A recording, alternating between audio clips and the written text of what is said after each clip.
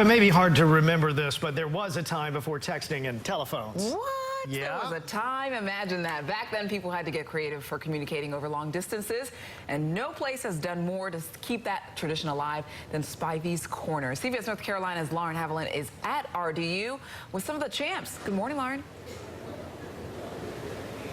Good morning. Yes, 3 North Carolinians that have already gotten that title of a Hollerin champ are going to be heading to the Big Apple to appear on The Late Show with Stephen Colbert later tonight. So yes, you can tune in, but we're going to give you a little preview. I am here with Robbie Goodman, who, yes, has been doing this for many, many years. And I understand that there's actually multiple calls of Hollerin. Can you explain how many calls there are?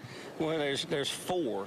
You got your communicative, your expressive, your distress, and the other one escapes me at that moment. But there's 4 basic hollers. And I understand this has been going on for like 47 years, but the competition is now on hiatus. Why do you think Stephen Colbert is now inviting you guys up to New York City? I don't know, but I'm happy that that it tingled somebody's ear. It got somebody's attention, and we want to keep it bubbling like a big Alka-Seltzer. And how did you personally get into this kind of hollering? You say maybe it's a hobby? Well, I born and raised on the farm, and had heard the siren on a rescue squad, an EMT, and you very rarely heard that sound.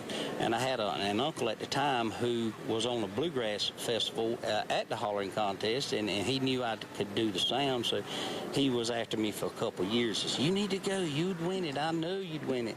So after 2 years of coaxing, I went and entered, and ultimately won the junior title in 1978, and took second place in 2014.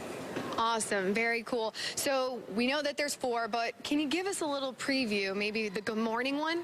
Okay. Hoop, hoop, hoop, hoop, hoop, hoop, hoop, hoop, hoop.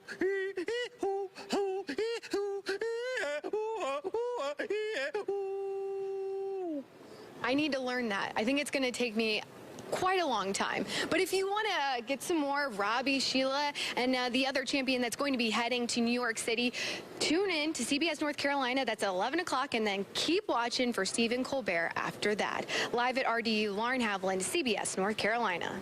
Well, Lauren, I have to ask this because I'm a girl who's never heard of hollering before. I haven't learned. So could you ask our expert what exactly I need to do to perfect this? How do I become a hollerer?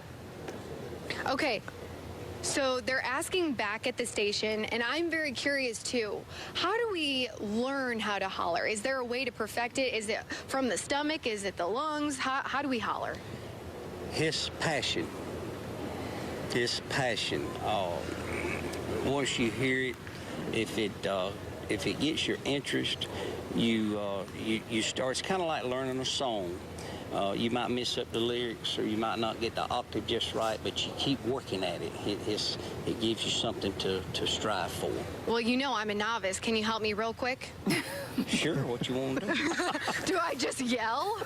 Well, what you got? Let me see what you got. Woo!